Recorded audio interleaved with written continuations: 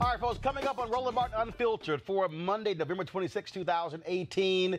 Tomorrow is the big day in Mississippi where voters go to the polls to choose between Mike Espy as well as Confederate lover Senator Cindy Hyde Smith. She's losing more money, this time from Major League Baseball. We'll break down exactly the state of the race and talk to the campaign manager for Mike Espy right here on Roland Martin Unfiltered. Also, a good man with a gun killed by police in an Alabama mall, but guess what? He's black and a veteran. Had a permit for the gun, yet he is still dead. His family is demanding answers. We'll give you the latest in that particular case. Also, in Milwaukee, body cam footage just released shows officers shooting a black man with his hands out and kneeling down. The DA said the shooting was justified. What the hell video was he watching? Also, Utah Congresswoman Mia Love, she lost her re-election bid and in her concession speech today, blasted Donald Trump and said the GOP, they have no relationship with minorities. Oh, we didn't know that, Mia. I'll show y'all some of that. Also, this weekend on social media, all kind of folks were upset over a preacher in Mississippi who reached his pulpit by flying through the sanctuary. We got the video, and he will join us right here to explain what he was doing and why he was doing it. Also, Gregory Hines, Marvin Gaye, and Kwanzaa all get new forever stamps from the post office. And two more white folks, a white woman in Maryland and a white dude in Florida, lost their job because they dumb as hell. We'll explain it all to you. It's time to bring the funk on Roland Martin Unfiltered. Let's go. He's got it. Whatever the biz, he's on it. Whatever it is, he's got the scoop, the fact, the find. And when it breaks, he's right on time and it's rolling. Best believe he's knowing. Putting it down from sports to news to politics. With entertainment just for kicks, he's rolling. It's on go, roll, y'all. It's Roland Martin, rolling with Roland now. He's funk, he's fresh, he's real, the best, you know he's Roland Martin now.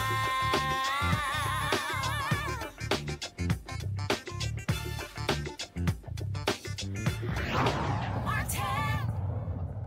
All right, y'all, big day tomorrow in Mississippi as voters go to the polls for the runoff between Republican Senator Cindy Hyde Smith and her challenger, Secretary of Agriculture, the former Secretary, Mike Espy. It has been, of course, a long slog since November 6th when the two were the top two vote getters in Mississippi. They are trying to, of course, fill the vacant seat from Thad Cochran. He retired due to health reasons, and the governor appointed Cindy Hyde Smith to the position. But, man, she's had a difficult time. Right now, she's at a campaign rally with the Orange One in Mississippi. Guys, you can take some of that live if you want to.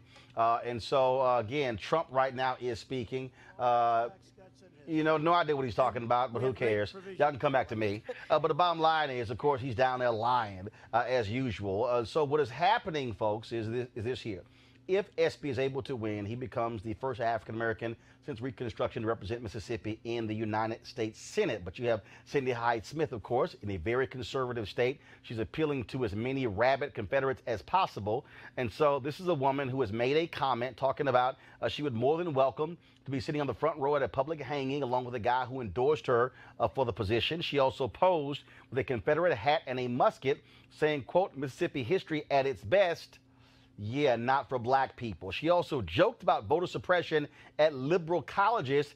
This is also the same woman who went to a segregation academy as a child and sent her own daughter to the nearly all-white private school. And those schools, of course, were created so white folks would not have to send their kids to public schools with black people. She also sponsored legislation to name a section of the highway after Jefferson Davis, of course, the greatest trader in American history, the guy who was the president of the Confederacy and somebody who Mississippi just really loves. She also pushed a resolution praising Confederate soldiers' effort to, quote, defend his homeland.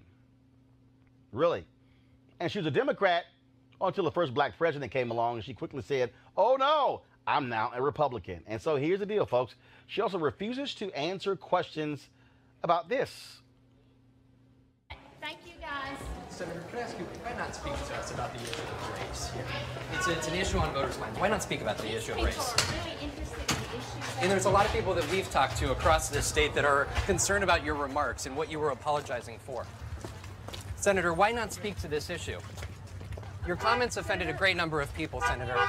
No, you haven't. I'm wondering, though, what is it that you were apologizing for? Senator, how does Mississippi move forward from this to Brookhaven Academy and Central Public? Senator, you stood inside of Jefferson Davis's house, and you said that this is Mississippi history at its best. Senator, what did you mean by that? Standing inside of Jefferson Davis's house and saying that Mississippi has... Senator, this is a third of your electorate is African American. But Senator, you're running to be the U.S. Senator of the United States Senate. So here's the deal, of course. Cindy Hyde-Smith, she's been running from the media for the past several weeks. Republicans are so worried. They have sent 100 paid Republican staffers on the ground to help her out. She has not done any media since then. Even last week's debate, she ran out of the debate when it was over. She sent the other U.S. Senator from Mississippi to answer media questions because she said her husband was at a prayer event and she really needed to go see him. Okay, this is a woman, y'all, who is the current United States Senator who refuses to answer any questions. In fact, yesterday at a campaign event, she ran out the back door before the media could catch her. Then, of course, her bus broke down on the side of the highway while they were going to another campaign event. Talk about crazy. She's also catching lots of flack because corporations who have been donating to her campaign, they have been caught in a major kerfuffle. And as a result, they're pulling their money. Here are all the corporations that have pulled their money from her. Walmart, Pfizer, Aetna, Amgen, Boston Scientific, Leidos, AT&T, Union Pacific. But Major League Baseball is a new one. Ernst & Young also pulled their money. Major League Baseball, their PAC gave the money on Saturday. Well, guess what? They caught loads of hell from social media within 12 hours. They said, can we get our money back, please? Now, I don't know what the hell their lobbyist was doing, why he wasn't paying attention over the last week, because everybody else was pulling their money as a result of her public hanging comment. Now, Mike Espy, he has been focused on the issues, traveling all across the state to deal with what's going on. And he, of course, in his closing ad, talks about the business angle as it relates to her comment, how it impacts Mississippi. How embarrassing is Cindy Hyde-Smith? Walmart said Hyde-Smith's recent comments clearly do not reflect the values of our company. Now AT&T, Union Pacific, and other Fortune 500 companies, company after company, has rejected her divisive words. We've worked hard to overcome the stereotypes that hurt our economy and cost us jobs. Her words should not reflect Mississippi's values either. Cindy Hyde-Smith, so embarrassing, she'd be a disaster for Mississippi. I'm Mike Espy, and I approve this message. All right, folks. Now, Megan Malone, one of the founders of Republican Women for Progress, Never Trumpers, who recruit female GOP candidates. Whoa, this is what she said about Cindy Hyde-Smith. Words matter, and Hyde-Smith showed she's unfit to represent Mississippi in the Senate. I'm not saying you have to vote for Mike Espy, but I am saying that if you love our state and want to see it represented as best as it can, you should not vote for Cindy Hyde-Smith. Wow. That's quite interesting. Guys, do me a favor. This morning, of course, I caught up with Mike Espy on the Tom Joyner Morning Show. Let's see if we can take some of that right now. To vote absentee by Saturday, but of course the election is tomorrow all across Mississippi. Our guest is Secretary Mike Espy. He joins us right now. Doc, how you doing? Hey, Roland. How you doing, brother?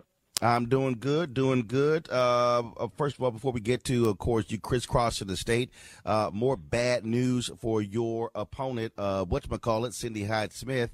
More companies are pulling money from her. The latest, Major League Baseball, their political action committee, donated $5,000 to her campaign. But once that word went out across social media, folks were blowing them up, and then they rescinded that yesterday, saying, "Please send our money back."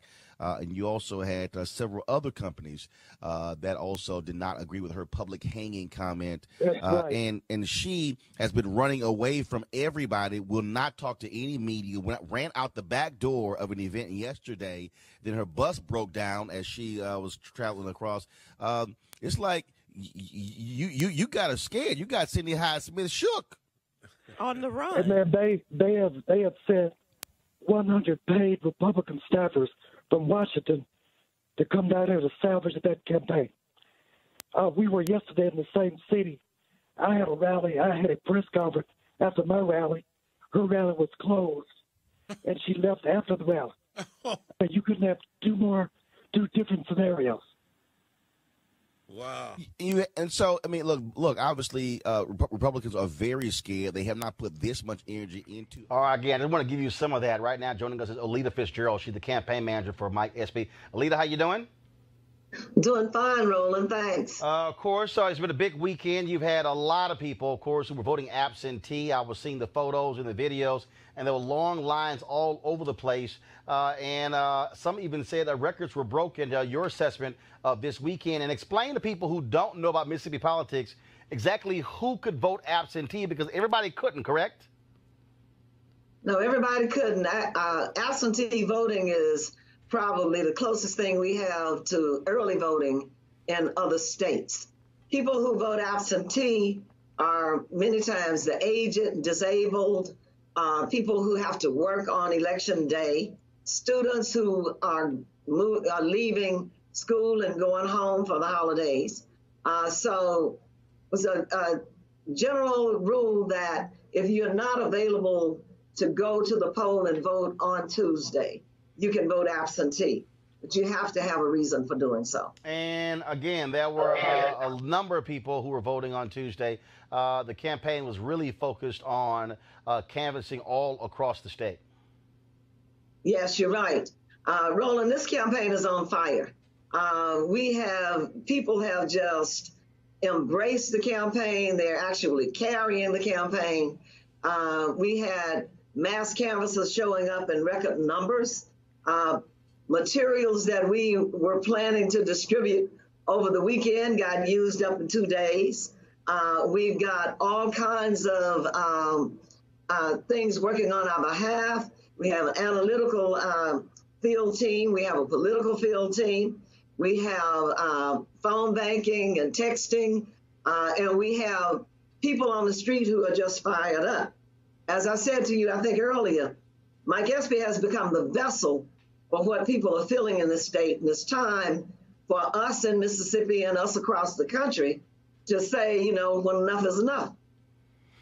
And obviously, when you look at the critical issues, healthcare is one of those issues. When you talk about the issue of pre-existing conditions and, of course, student loan debt, those are things that really jump out that he has been focused on while she has been having to deal with the issue of race that have been tumbling out of her mouth.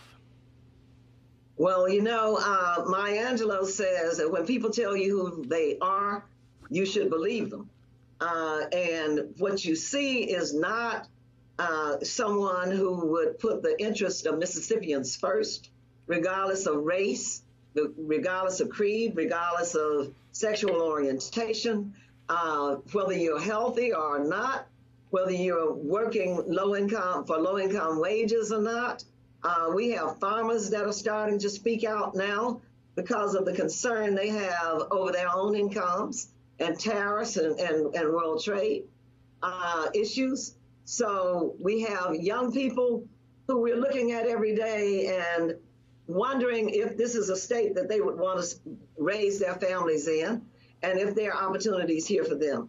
So Mike has been steadfast in running a campaign to represent all Mississippians and to take care of folks who need help and folks who are sick and folks who are the least of these. So that message is resonating. You know, we know that Mississippi is Mississippi, but we have faith that many young people and others don't like what they hear from the other side, don't like what they hear from the administration, and we're ready to move on. This is 2018. Some of the stuff that's happening down here is like people are stuck in a time bubble, but we are working hard. We are buoyed by what's going on out in our communities, and we'll keep our head down through tomorrow evening and be victorious. Alita, when I talked to Mike this morning, the Tom Joyner Morning Show, he said, look, he has to get a mammoth turnout of African Americans in order to win this. And so when you look at the numbers, again, when you look at the number of black people in that state who are registered, but also the number of poor folks, the number of people who are white, who are being hurt by economic policies on the Republicans. I made the point on MSNBC, Democrats should be going and talking to those broke white folks and saying, look, what do you guys keep voting for? What have you gotten from the Republican Party? They always try to tell black folks what black folks have not gotten from Democrats. And I've challenged these white Democrats. They should be the ones going to talk to fellow white folks in Mississippi and not being afraid to talk to them, to confront them, and to speak to them. A lot of times people are fearful of the other, of any kind, and the more we can make immigration a booger bear, and the more we talk about folks who are in the majority becoming the minority, that kind of messaging trumps even folks' best interest and standing up for their own best interest. But Mike has run a campaign where he has tried to speak clearly about those issues, speak to opportunities for everybody, make sure that everybody has access to health care, regardless of who they are. And we have steered clear of the divisiveness because there's nothing to be gained in that. So I think you're absolutely right. The more we stay on message, the more we talk to people about the things that affect them and help them to understand that we're not your problem. Your problem is sitting in this administration. So as much as we can keep that message going forward, it is our hope that eventually people will come out and vote and stand up for their own best interests. It's 50th in so many things. And we won't move from that until all of us come together to fight for what's right. All right. Alita, now also, polls open what time tomorrow and what time do they close? Polls open at 7 a.m. and they close at 7 p.m. But if it's like what happened on November 6th, they probably won't close for a long time after that. Because if you're in line at 7 p.m., you can vote. And no one should be turned away from the poll if they are in line at 7 p.m. So you stay there until you're able to vote. All right, then. We've been making this point. We've been pushing this up on social media all weekend. If you got family members, if you got friends, church members, fraternity brothers, sorority sisters, people who live in Mississippi, call them, text them, and tell them you want to see them posting images with saying, I have voted. Folks cannot be sitting on the sidelines because, again, I had a video, and I'm trying to get it in a second, where Reverend Barber was there last week, and he talked about in the last midterm election, Thad Cochran won by just 125,000 votes.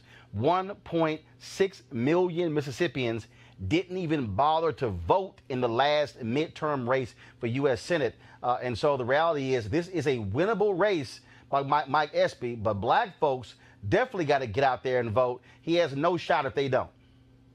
This is the most critical time in our history, Roland, in our recent history. People have got to come out.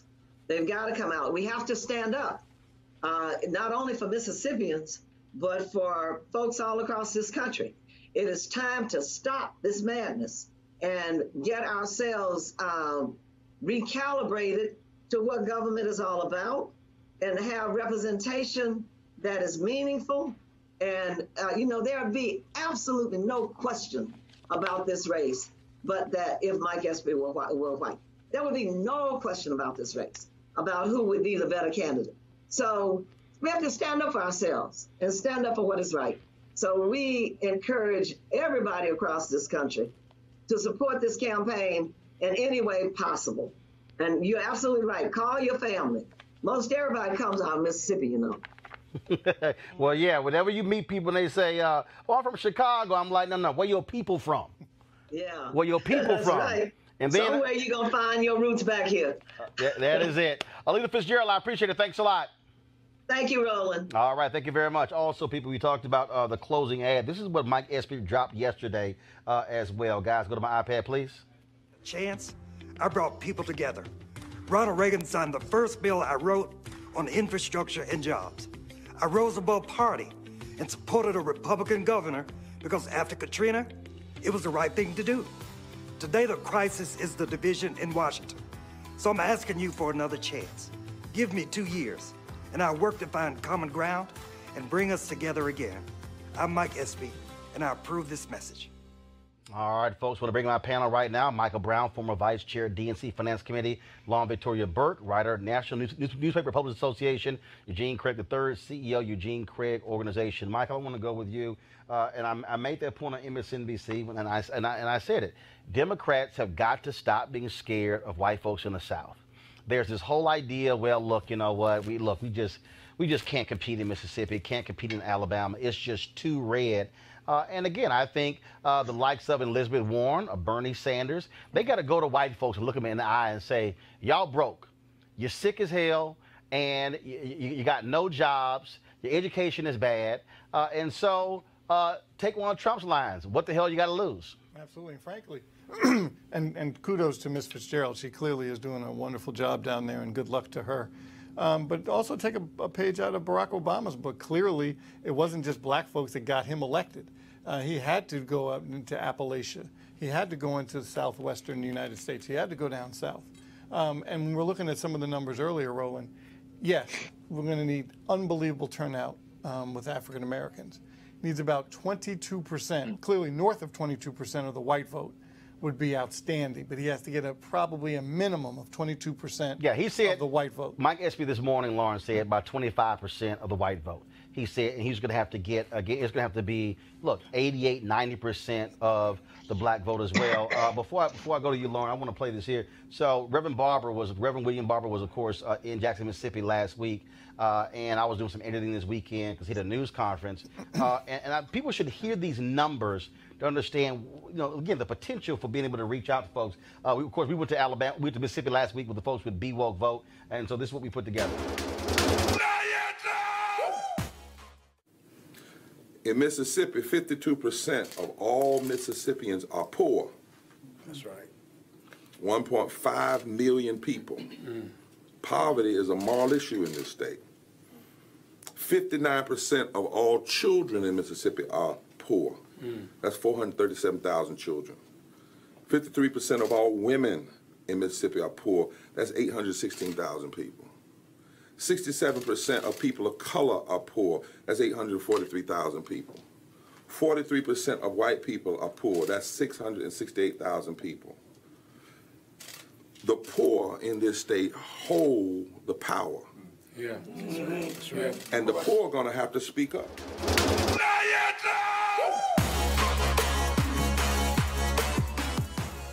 Obviously, talking to white poor people is not a new phenomena. RFK did, Robert F. Kennedy did it, LBJ did it. The Democratic Party is well versed in talking to poor white people. Well, why they haven't done it again, I'm not sure. But it's become an issue, unfortunately, because of the way our politics work with regard to money. Poor people do not have the type of lobbying and do not have the type of political power that the moneyed interests do, and that's part of the reason why we're in this sort of era of obviously money politics after Citizens United. And poor people don't have the lobbying, quite frankly. But if they were to show the voting power, that all can change, because you either have money or you have votes when it comes to power in politics. The unfortunate fact, though, is that Cindy Hyde Smith is the type of sort of dumb Republican candidate in the same vein of a Ron DeSantis. And you figure if Ron DeSantis can sneak in there against a candidate that was clearly better than he was and smarter than he was, it's quite likely that it could happen again in this case. Of course, Alabama shows us it can happen in Mississippi, but it is going to take, it's a very strangely timed election, as we know, right after Thanksgiving. So it is going to take some historic numbers. But Eugene, when you look at the numbers, 944,000 people voted on November 6th for Cindy Hyde-Smith, for Mike Espy, as well as for McDaniel, the Tea Party candidate, okay? And so we know there's a massive drop-off when it comes to a runoff. As I said, the turnout in the 2014 midterm election was 29%. In 2016, it was 55%. And so if the Espy campaign, they believe that if they can get 450,000 votes, upwards of 500,000, they can actually beat her. And this is also a woman who is not like Republicans are really like running behind her. You know, Donald Trump is there right now. He, of course, got everybody all focused and excited. In fact, he's doing 2 rallies for her. He's doing one right now, then one at 10 p.m. Eastern. Republicans are scared to death that Espy could very well beat Cindy Hyde-Smith. Yeah, I mean, Republicans are terrified. The RNC has 100 people on the ground right now. They're absolutely ignoring the race in Georgia, which would be the equivalent of a extra point field goal kick for them to win in the runoff over there. Trump's doing 2 rallies in one day. That's presidential level, stuff. That shows the paranoia that folk have of this being another Alabama. But I would like to focus on another number. There was a poll that was released this weekend that shows Cindy Hyde-Smith up. But if you look at the actual numbers there and the way the makeup of the electorate they use, if black voters make up 40% of the voting population, Mike Espy wins, as long as he carries about 18% of the white vote. Well, again, he thinks he's going to need 25% because they're expecting Mike, obviously, a bump for her. But again, to Lauren's point, Mike, and this is what everything you said about Andrew Gillum is correct. But here's the deal. Black folks can't sit at home. The reason Andrew Gillum is not the governor today is because Miami-Dade, where he was banking on massive turnout, came in at about 54%, where you had these largely white counties were 65, 68, 70. And so if the Miami-Dade had turned out at 65 or 70%, Andrew Gillum is the governor running away. And so what we've seen is that, of course, huge numbers of African Americans, the white vote he's going to get is who he's going to get. But it's also interesting when you look at these columnists, these white columnists who've been writing about Cindy Hyde-Smith, talking about white privilege. The Jackson Free Press dropped this story about the segregated schools just this weekend. Look, they could have written that story in the last 6 months. And so all of a sudden, there's been this renewed attention on her where even white media in Mississippi are dropping stories that I'm going, whoa, where in the hell have they been? Well, and I've talked to some of the secretary's folks in Mississippi, and they think they really, frankly, should have won this in early November. If folks had turned out, and now they're hoping that folks can get up and vote again, because with our community, don't let there be a raindrop or too hot, or the babysitter didn't show up, or I have some food on the stove. That's white folks too. That's voters across the country. But I can't worry as you know, that's my point. About white folks. That's my point. Exactly. That's voters across the country. Correct. But what you have here is if you vote your numbers, and that was the reason why I played that bite, Lauren, from Reverend Barbara. Yeah. If you vote your numbers, the reality is here. If black turnout goes here and white turnout stands here, that compensates for the gap between there being more whites than blacks. Lauren, then Eugene, I'm going to my next story. Yeah, the thing of it is, though, is you do have the voter suppression issue sort of lurking out there in so many of these states, particularly in the South. The Broward ballot design issue that popped up Andrew Gillum was, not particularly helpful for Democrats. That also was a ballot that was approved by the party. I know, you're right. And I think that that's these sort of weird, electoral games that happen in the South are problematic. The reason you're seeing white columnists and others criticize this candidate is this is one of the worst candidates we've seen in a long time. And of course, what happened on Election Day is a very obvious sign that the tide is turning against Donald Trump. And when they field a really bad, dumb candidate like this, it is a sort of moment. I mean, this is kind of she's actually a new low. A person that can't answer she's basic dumb questions. as hell. Yeah. She's dumb as hell. And then that whole thing of not wanting to talk to the media and I'm running down the street. You're running for public office. Okay, this is not a private company. Right. You're going to be questioned. People are going to ask you questions. And in fact, Eugene, during the debate last week, her people said, no, we will not agree to a debate unless you allow us an hour before to have our own notepad. She walked in damn near with binders. No, not binders. She had Ron Chernow's book on Hamilton. I mean, that's how huge her notes were. Right. She read her apology. Right. She literally couldn't say her name without reading it. Right. This is not the brightest bulb in a dark room. Yeah, I mean, there's a reason why they wanted no studio audience and all these rules, including with the notes and whatnot. I mean, she's dumb as hell. I mean, she's dumb as a bag of bricks. I hate to say it, but it's the truth. It's the truth. And what you're seeing right now is the RNC and the GOP coalesce and circle the wagon and deploy every single resource away from an actual winnable race to this race, to help her out. All right, then. Also, folks, there are people who, of course, been traveling all through Mississippi helping out. Erica Alexander, I got a text that she's on the ground there as well. It's going to be there's a concert actually happening right now for the next 2 hours for Mike Espy, a GOTV effort as well. And then also Ayanna Pressley, of course, the African-American woman from Massachusetts. She landed yesterday and was campaigning for Mike Espy, and she dropped this video right here. Hi, everyone. My name's Ayanna Pressley. I'm the representative-elect for the Massachusetts 7th, and I'm in Mississippi. I came all the way from Boston to campaign for my friend Mike Espy. Washington is in gridlock. Our country is at a crossroads. This election is a fight for the soul of our nation, the preservation of our democracy, and victory is within our reach. But you've got to show up on Tuesday, November 27th. Mike Espy's name might be on the ballot, but you know what else is on the ballot? Access to good jobs, access to quality and affordable health care, access to excellent schools. These issues should not be partisan issues. Mississippi, you deserve Mike Espy. Mississippi, you need Mike Espy. So on Tuesday, November 27th, vote. Don't pay attention to the polls. My race had me down by 13 points, and we won by 17. So a famous person once said, don't boo, vote. I'm saying that too, but I'm also saying don't worry, work. And all the way to the polls on Tuesday, November 27th. All right, folks. And so, again, if you know somebody, tell them get off their butts and go out and vote. Let's talk about what happened in Alabama, folks. The Thanksgiving Day shooting was stunning in River Chase Galleria Mall in Hoover, Alabama.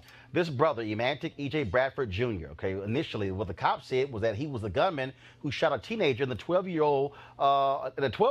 Well, then the problem was cops came back and said it wasn't him.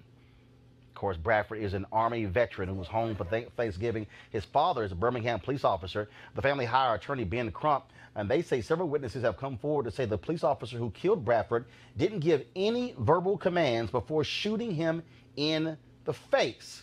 Crump says they offered Bradford no medical assistance after the shooting. 200 protesters walked through the mall on Saturday.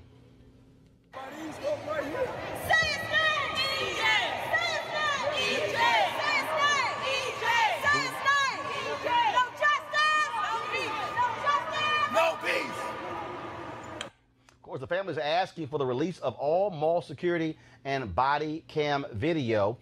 In about 30 minutes, there's going to be another protest. And joining us right now is Tez Files, a Black Lives Matter activist in Birmingham. Tez, how you doing? Hey, how are you, Roland? We've been, of course, following this story. I mean, it is stunning. And we've heard the police have said that Bradford's gun was drawn and he was running away. All of that. Do we even know if the officers had body cams? The officers have not stated whether their body cams were on at the time, but they have said that they've turned over all footage and all evidence to the Alabama law enforcement agency, ALEA. A busy mall, and they said that he was initially the shooter, which means that he's not, which means that the actual shooter is still at large. On the loose. Mm-hmm. Is there any sort of code red by cops? Are they even worried? Are they scouring the city to find a person who shot 2 people in a mall? It doesn't seem like it on our end, Roland. It seems as if this is being swept under the rug. It seems they released an apology earlier today that still blamed EJ for his own death, and then came back an hour later and tried to apologize for the apology. And so it seems on our end that there is no remorse for what they did to this young man. It seems on our end as if there is them trying to evade responsibility. And so that's what we feel on the ground. E.J. Bradford, he was serving in the Army. He was a veteran. His dad is a Birmingham police officer. Surely his dad has to be stunned being a police officer himself. Absolutely. The family had a press conference yesterday with their lawyer, as you mentioned, Mr. Crump, and his father, who's a veteran officer, was a police officer for at least 20 years, I believe. His father said, he doesn't feel like they followed protocol. He doesn't feel like justice was served, and he's upset. He's pissed, and rightfully so. The entire family is hurting. Our community is hurting.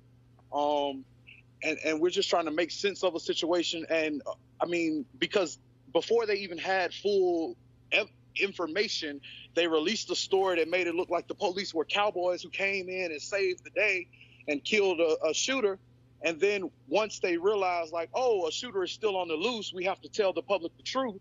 And this really came as a result of a lot of regular black folks with their Instagrams and their Facebook lives who had evidence themselves. And they said, right after the police said that they had shot the shooter, people on Facebook and on Instagram were saying that they lied.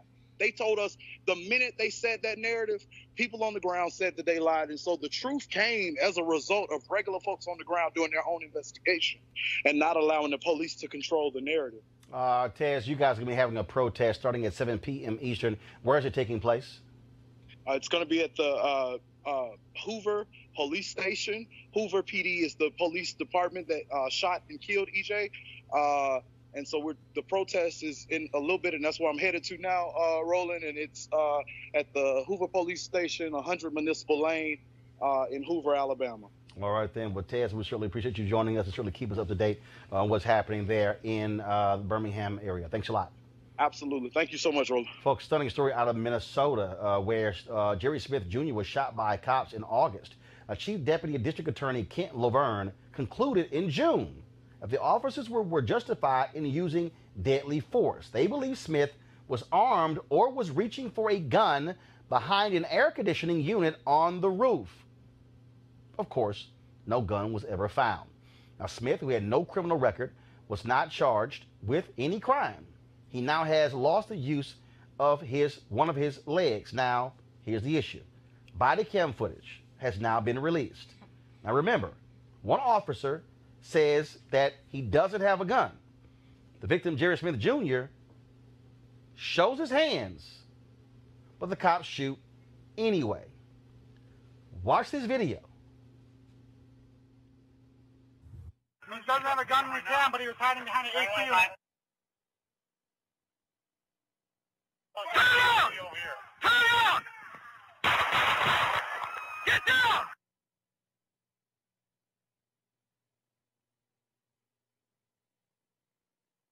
Now, guys, I want you to roll that back. I want you to roll that back, and I want you to freeze it right before they fire. The police officers, folks, said, and the DA, he was reaching for a gun behind the air conditioning unit. Do you see how far the air conditioning unit is from where he's standing? Press play. At no point do you see him reaching behind the air conditioning unit. Smith's family is suing the city of Milwaukee. Lauren, again, what the hell, the DA? This is why black folks have been focused, and white progressives have been focused on throwing out these DAs. Right. So the DA in St. Louis, Bob McCullough, thrown out. You see the new DA in Philadelphia, new DA in Chicago, new DA in Dallas, new DA, all across the country, because you have these DAs who are in the pockets of police departments. I don't understand. There's no way in hell you can watch that video and believe the cops. Yeah, he was reaching for a gun. He wasn't even near the air conditioning unit. Yeah. And just like so many other videos we've seen, Philando Castile, Eric Gardner, it's like even when you have the video, it makes you wonder what was going on before we had all this technology that allowed us to see these things because of the technology that we have. This is body camera. You should throw guns and knives down. I mean, Joe Serpico said that. Right, exactly. And so body camera footage, now we have the cops video, and you still can't get a prosecution out of any of this. So, it is obvious that police are effectively, from a legal standpoint, a protected class in our society. They're more of a protected class in our military, which is a very interesting thing, because if you mess up in the military, you're prosecuted for it, you know. And we give police so much latitude that it has become outsized in so many jurisdictions, and their union is, of course, extremely powerful, to say the least. So we have these situations where even when you see a video that refutes what was said, we did, of course, have the recent Chicago case, which I thought was very surprising to me, that cop was actually prosecuted. I mean, prosecuted, that was convicted, not first-degree murder, but second-degree murder. Right, but the fact that he was prosecuted in that particular jurisdiction, Chicago, which has a particular history that is known very well. Right. I thought that was fairly shocking, but this is actually a pretty shocking example, even in the lexicon of examples we've had. Again, Mike, this is why people are focused on electing DAs who have with conscience, because for this assistant DA to somehow say that shooting was justified, I don't see how. I mean, I thought he was actually standing right next to the air conditioning unit. Hell, that was significant distance between him and the unit. And thoughts and prayers to the families. And I was waiting for the video. I thought he was going to get close to the air conditioning unit. I was waiting for that to happen. Right. And but they know they can say whatever they need to say in their report, and if they know they have a cooperative DA, they can say whatever they're going to say, and they're going to be covered. And that's the bottom line. And it's unfortunate that it continues to happen, and it's going to continue to happen. Eugene? It's crazy, cops are still lying about, what's now clear, but the issue is that you got to have a DA that's willing to pursue the charges that are necessary. And we have a situation like this. I'm now proponent of recall elections. This DA, needs to be recalled and need a new DA installed. All right, folks, going to a break right now. We come back. We're going to talk about a couple of white folks. One white guy in Florida, one white woman in Maryland. Don't have a job today because, you know what, they stupid as hell on social media. Then, of course, we'll also talk about hashtag the flying preacher. Of course, have y'all seen this video right here? This is the video of the preacher in Mississippi, of course, who used a harness to, in essence, fly to his pulpit. Oh, these people lost their mind on social media. They were trashing him, trashing the church. In fact, they were trashing all black churches in America as a result of Pastor Orr doing this. We got the video. If y'all can play it, please. And so we're going to be talking. So this is the video. We're going to be talking to this pastor in just a moment right here on Roland Martin Unfiltered to explain why he did it and also his thoughts on the reaction from people. It's got millions of views. So all of that next. Roland Martin Unfiltered. Back in a moment. Support Roland Martin Unfiltered.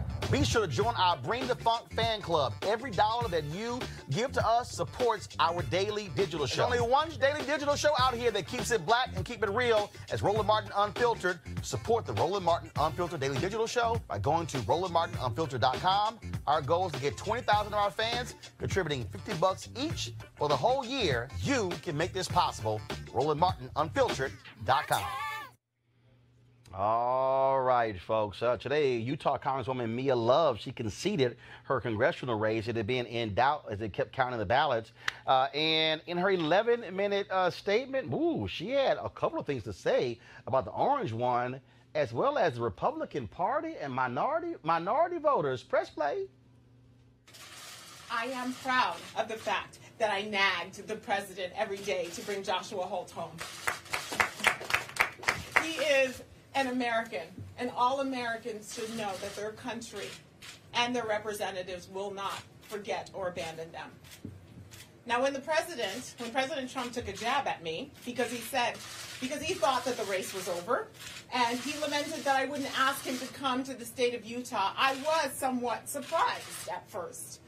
But with every decision I make, I have to ask myself again, at what cost? The president's behavior towards me made me wonder, what did he have to gain by saying such a thing about a fellow Republican? It was not really about asking him to do more, was it? Or was it something else? Well, Mr. President, we'll have to chat about that. However, this gave me a clear vision of his world as it is. No real relationships, just convenient transactions. That is an insufficient way to implement sincere service and policy. This election experience and these comments shines a spotlight on the problems Washington politicians have with minorities and Black Americans. It's transactional. It's not personal.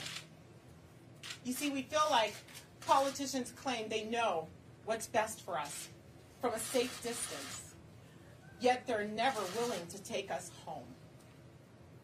Because Republicans never take minority communities into their home and citizens into their homes and into their hearts, they stay with Democrats and bureaucrats in Washington because they do take them home, or at least make them feel like they have a home.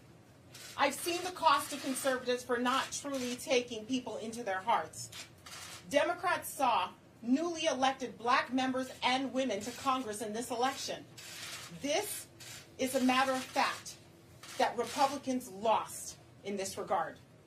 However, minority communities need to ask themselves a question also. At what cost? What is the cost of staying with the Democrat Party that perpetually delivers exactly what you need to stay exactly where you are? To make poverty tolerable instead of temporary. People who judge their success by how many people they can put into poverty programs versus how many people they can get out of them. I am a Republican. I know conservative policies work. They lift everyone. They lift the poor, the young, the vulnerable, the Black and the white. Our conservative policies save our young and unborn children. When the pundits tell us that we're out of luck, the deck is stacked against us, we say no, no way, not in this country. Because under conservative policies, the deck is not stacked against us, and we all have a chance. Conservative policies make it so that no one in this country is predestined to be poor. I know because I've lived them.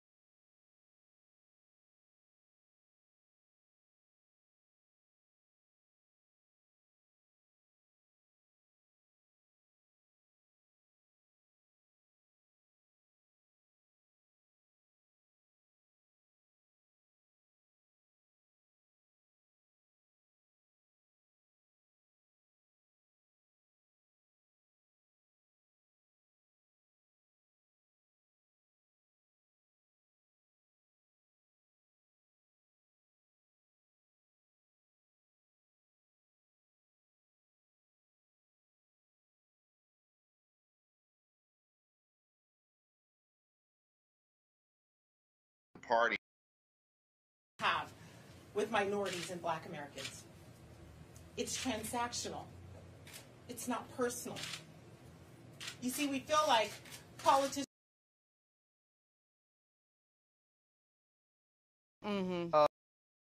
Unfiltered.com. Our goal is to get 20,000 of our fans contributing $50 each for the whole year. You can make this possible.